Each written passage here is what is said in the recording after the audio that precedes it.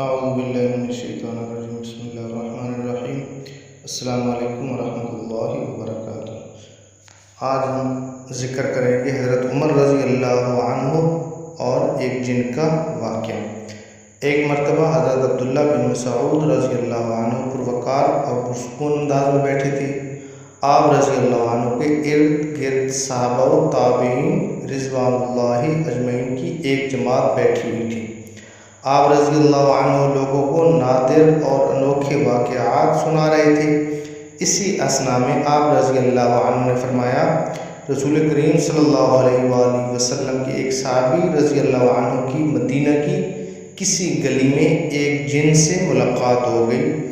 اس جن نے ان صحابی رضی اللہ عنہ کو کشتی کی دعوت دی، چنانچہ ان کی کشتی ہوئی تو ان صحابی رضی اللہ عنہ نے اس جن کو پچھاڑ دیا۔ وہ جن کہنے لگا کہ مجھے چھوڑو۔ صحابی رضی اللہ عنہ نے اس کو چھوڑ دیا۔ پھر اس جن نے دوبارہ کہا کہ اب دوبارہ کشتی ہو جائے، چنانچہ پھر ان میں کشتی ہوئی تو صحابی رضی اللہ عنہ نے اس جن کو پھر دوسری بار بھی زور سے پٹخ دیا اور اس جن کے سینے پر چڑھ کر بیٹھ گئے۔ پھر ان صحابی رضی اللہ عنہ نے کہا کہ مجھے تم کمزور لاغر جسم کے آدمی لگتے ہو، تیرے ہاتھ بھی کتے کے ہاتھوں جیسے ہیں، یا پھر تم کوئی جن ہو؟